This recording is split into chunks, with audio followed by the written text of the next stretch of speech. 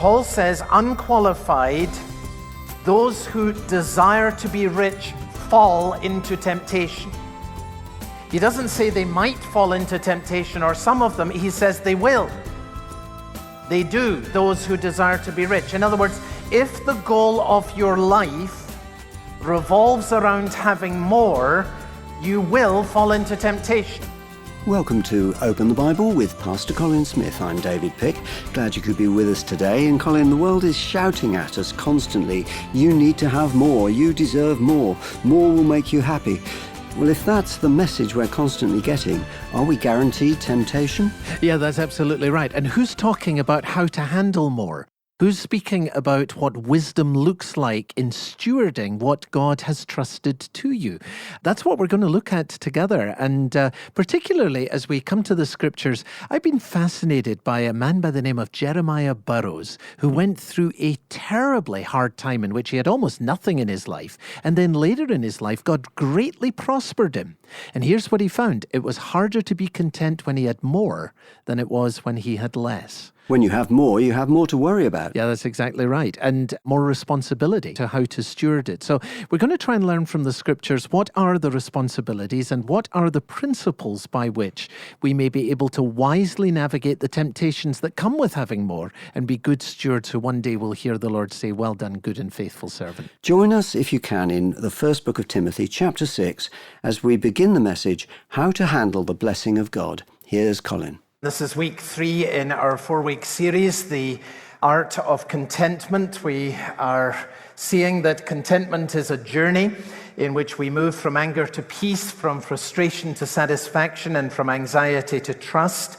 It really is an art that is learned or cultivated or fostered, and therefore we grow in it in our Christian journey over time. Last week we looked particularly at how that growth happens as we savor the blessings of Christ and we affirm the sufficiency of Christ and we embrace the supremacy of Jesus Christ.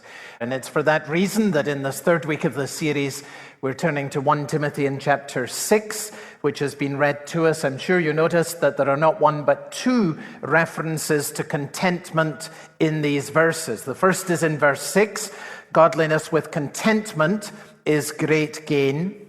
Then Paul gives the reason, for we brought nothing into the world, and we cannot take anything out of the world. In other words, here's the reason why godliness with contentment is great gain, because God made you to live in this world for a very short time, but then to live with him forever and forever. And from that perspective, Paul then says in verse 8, so if we have food and clothing, with these we will be content. There it is again.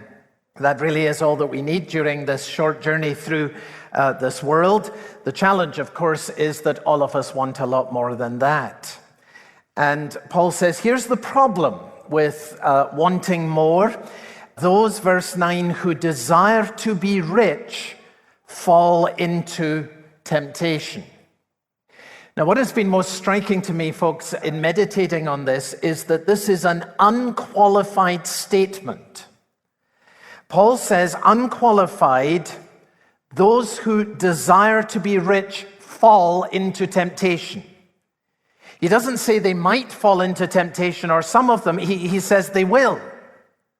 They do, those who desire to be rich. In other words, if the goal of your life revolves around having more, you will fall into temptation. It will be a snare to you. None of us wants to be there. We cannot therefore allow ourselves to be in this position. And so this is why Paul speaks here particularly about contentment, our theme for this month, in relation to money. When God gives you more, you will have more opportunity. You will also, as we see today, have more responsibility, and with it will come particular temptations. Therefore, we all need to know how to handle the blessing of God. And that is the subject that we are looking at together today. Now, the person that I have learned most from in terms of writing about Scripture on this subject is this man, Jeremiah Burroughs, whose story I want to tell you today. I mentioned him a couple of weeks ago. This is the man who wrote 2 books on the subject of Christian contentment. One, the rare jewel of Christian contentment, which really is the classic work on this subject. Now 400 years since he wrote it, it has never been bettered.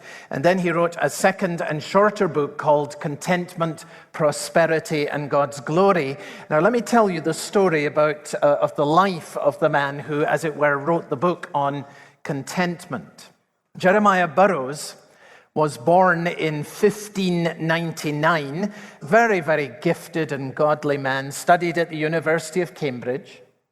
At the age of 28, began his ministry serving as a pastor in the delightful town of Bury St. Edmunds in England. Well, it didn't go well. Burroughs said after 3 years, he said, "I've been here nearly 3.5 years with these people and with little success." He describes how the people had a strange disposition towards him. Somehow the chemistry just didn't seem to work. They didn't seem responsive to him or to like him. And I think it's pretty clear that they wanted him to move on, because after 3 years, they cut his salary in half, which is kind of a way of kind of saying, 3 years is enough time for you to move on. Well, Burroughs moved on from this larger town, Bury St. Edmunds, and took a church in a smaller village. It was a place called Tivitshall, and things didn't go well there either, but for very, very different reasons. The king, Charles I, was concerned at the time about the general health of his population, and he published what was known as the King's Book of Sports, which was a royal decree laying out what citizens were required to do by way of recreation for their own general health on Sunday afternoons. And the King's Book of Sports prescribed leaping, vaulting, Morris dancing, and the setting up of maypoles across the country on Sunday afternoons so that the folks got some good exercise. Now, are you not glad that you are not living in 17th century England, where the king tells all of us what to do with our relaxation time on a Sunday afternoon? But this was the world in which Jeremiah Burroughs lived and served. And you see, you've got no television, you've got no radio. So how does the king get a proclamation out to the entire population and tell the people what they're supposed to do? Well, the established church, the state church of which the king was the head, it was required of ministers that they should read the King's Book of Sports to the congregations across the country on a Sunday morning. Well, you can imagine that didn't go down well with some. The Puritan ministers were men of strong convictions, and especially with regards to the holiness of the Lord's day. And there was no way in the world that these men like Jeremiah Burroughs, were going to get up in their pulpits and read the King's Book of Sports and tell the people they were to do leaping, vaulting, and Morris dancing on a Sunday afternoon. I mean, we're here for the Bible. We're not here to put out the latest policy document from the king, and so forth and so on. And so Burroughs, along with many others, simply ignored the King's Book of Sports. And ministers who did this, and there were a good number of them, became known as nonconformists. And you should be interested, because this is actually our history. This is where we come from as free churches throughout Europe. There were different situations in which this manifested itself, but believers who said, when we get together, we meet around the Bible, and we're not here to hear some proclamation from government or from the king. And we're not going to conform with that, and it's an issue of conscience, and we assert the independence of congregations and the centrality of the Bible. All of these things are in the DNA from which free churches, of which we are a part here today, have come. Well, Burroughs was, in that sense, one of our forebearers, but of course you will understand you don't refuse the king without consequence. And the archbishop, who was the agent of the king, went after the nonconformists, and there was a bit of a purge that went on. And at the age of 36, Burroughs was therefore suspended from his ministry in Tivichal. And a year later, because he still would not conform to reading King's proclamations instead of the Bible from the pulpit, he was fired, which meant that he lost not only his income, but also, of course, his home, which was tied to the parish that he had been serving. Now, at that point in his life, a man by the name of the Earl of Warwick, landed family, man of some means, took Jeremiah Burroughs in and said to him, look, why don't you come? Why don't you come into our home? Why don't you become basically the pastor to our extended family and our servants and so forth and so on? It was a great kindness and it was the Lord's provision. But you see the pattern of this man's life. Here is a gifted and godly man who commits his life to serve the Lord as a pastor, and every step of his life is a step downwards. He begins in a town, he then ends up in a village, and because of his own conscience, he ends up having a congregation that is only one family, the family of the Earl of Warwick. And then it got worse. After all of these discouragements in the years of his ministry, in 1638, there was a false accusation that was made against Jeremiah Burroughs to the effect that, and here I've got to confess some personal interest, that he had supported the Scots, who were up to their old trickery, rebelling yet again against the king. If you know anything about the history of the country from which I come, you know that that's a long-running saga. And for me to be married to a wonderful English woman, well, that is not only a privilege, but it's also a kind of miracle of reconciliation. But the Scots were rebelling, as they always seem to be, and someone said, that man Jeremiah Burroughs, he's supporting them. Well, that was if true, that was a capital offense. Sedition. So a warrant was issued on the basis of this false accusation for Burroughs' arrest. He had no alternative under these circumstances but to flee the country. And he went to Holland, which on pain of his life was clearly the right thing to do, though clearly very costly. Phil Simpson, who wrote a biography of Burroughs, describes these years of his life as a downward spiral of narrowing influence and opportunity. Gifted and godly man, and his life is just a downward spiral of narrowing influence and opportunity. Now, there were clearly many, many things, injustices of all sorts, that could have led Jeremiah Burroughs to be bitter and complaining. But this is the guy who wrote what is widely recognized as the Christian classic on contentment. I have learned what it is to be content. And knowing a little bit of his life story, I think, gives an insight into how God taught him some of the precious things that he learned and applied from the scripture. Now, here's where the story takes a surprising turn and why I tell it to you today. After 3 years in which Burroughs was in exile in Holland, the Parliament passed legislation allowing ministers who had stood on the grounds of conscience or had been ejected from their churches to return to their churches and to resume their ministries. There was always a kind of push-pull between the king and the Parliament, and Charles, more than anyone else, exceeded his authority, and so eventually, you know how these things are, there was a pushback from Parliament. In the end, Charles ended up being beheaded himself. So there was a change that took place at this time in history, and for that reason, Jeremiah Burroughs was able to return to England.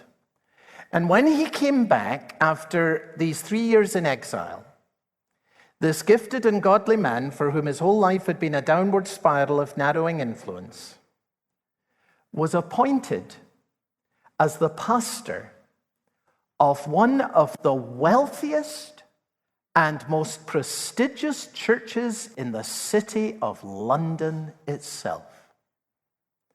He was preaching every Sunday to some of the wealthiest people in the city.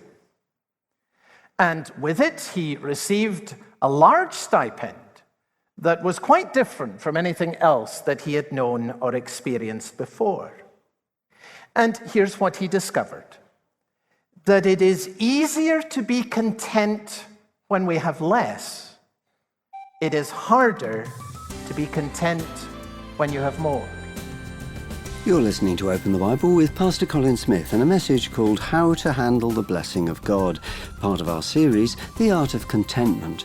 And if you've tuned in late, or if you have to go early, or if you've missed any of the messages in the series, you can always go back and listen again or catch up by coming to our website. That's at openthebible.org.uk, or find us as a podcast. Those are on all the main podcast sites. Search for Open the Bible UK.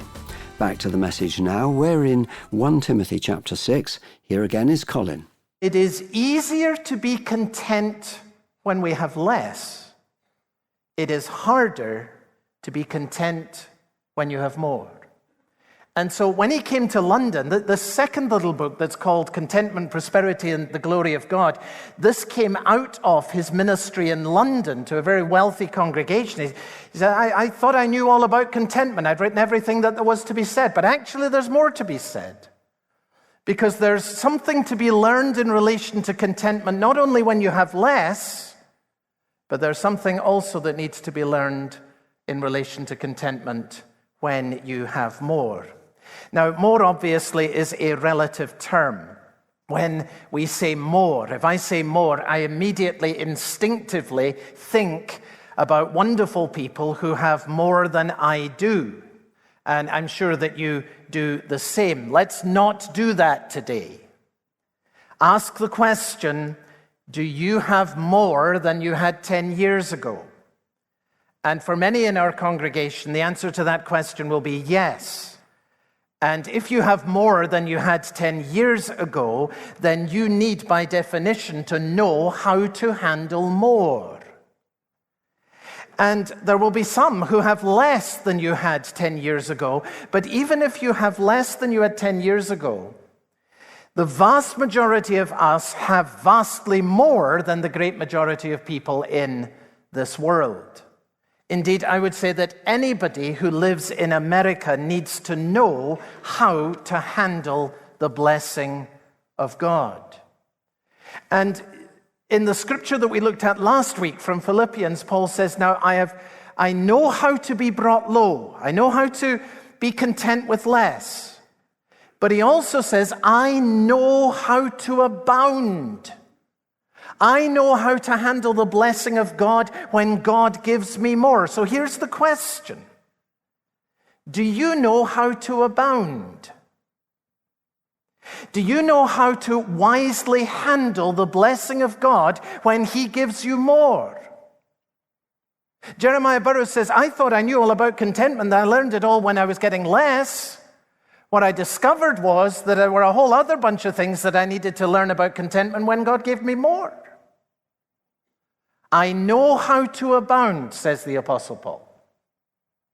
Now, can you say that? I know how to abound. I know how to handle the blessing of God. How are you going to do that? Let me give to you these 4 pointers that all come from 1 Timothy in chapter 6 that we have read together today. First, you know how to abound when you resist the temptations that come with having more. Now you say, what are these temptations that come with having more? And the answer is in verse 17. As for the rich in this present age, so those who have more, charge them not to be haughty, nor to set their hopes on the uncertainty of riches. So very clearly, the first temptation you will have when God gives you more is the temptation to pride. It will be the temptation to credit yourself with what you have accomplished. Remember Nebuchadnezzar in the Old Testament, he did that. He walked on the palace in Babylon that he had built, and he said, is this not great Babylon that I have built by my almighty power as a royal residence for my glory and for my majesty? Look at what I've done. And he's walking on the roof of the palace, and the Bible says the next moment his mind snapped. And he's out in the grass like an animal. I have to remind myself that apart from the grace of God, I could not string two coherent thoughts together. I have to remind myself of that. Apart from the grace of God, could not string two coherent thoughts together. When some Christians in Corinth were getting too big for their boots, the Apostle Paul said to them, "What do you have that you did not receive?" Deuteronomy chapter 8, God says to his people, "Beware lest you say in your heart, 'My power and my might and my hand have gotten me this wealth.' You shall remember the Lord your God, for it is he who gives you power to get wealth." The first temptation that comes with having more is the temptation to pride. The second temptation is the temptation to presumption. Teach them not to be haughty, nor to set their hopes on the uncertainty of riches. Now here's the point. Money seems to make things more certain. Therefore, it gives to us a sense of greater comfort. It is easy when you have more to have the idea that it will always be so. So people say, "I will do more for Christ later." Really? How much more time do you have? You don't know how much time you have.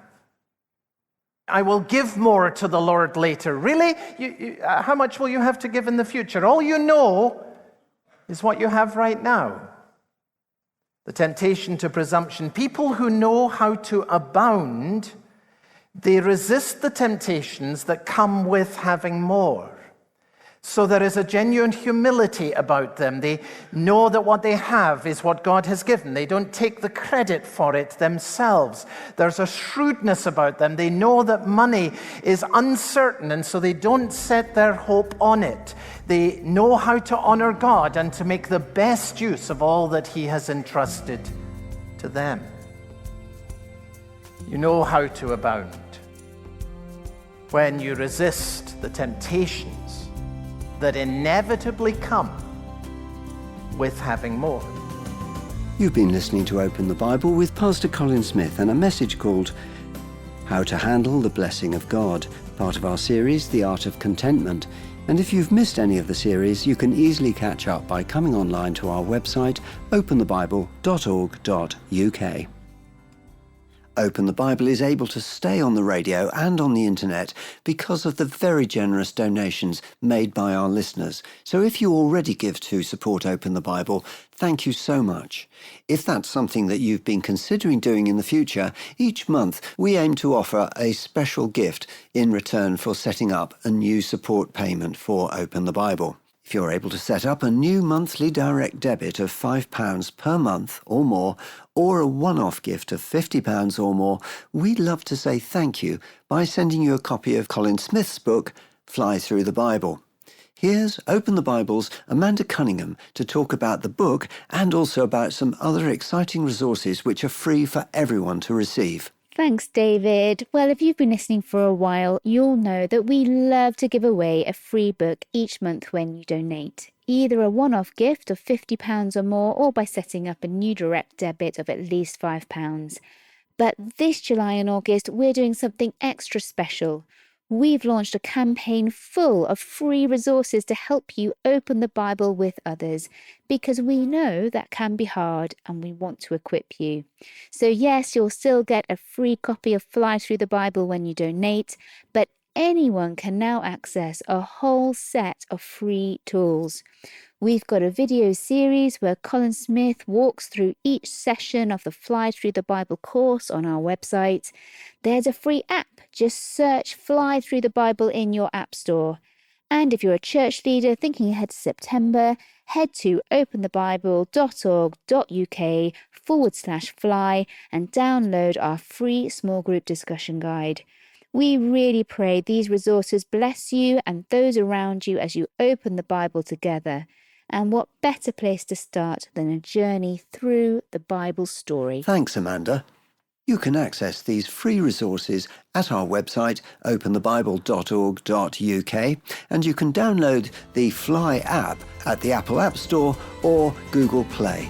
Our offer to send you a copy of Colin's book, Fly Through the Bible, is available all this month. If you would like to receive this free gift, select the monthly giveaway under Project Fund. And please do not give anonymously, as we can only send a book if we have your address details. Full details, terms and conditions are on our website, openthebible.org.uk, and you can give online. For Open the Bible, Pastor Colin Smith, I'm David Pick, and I hope you'll join us again next time.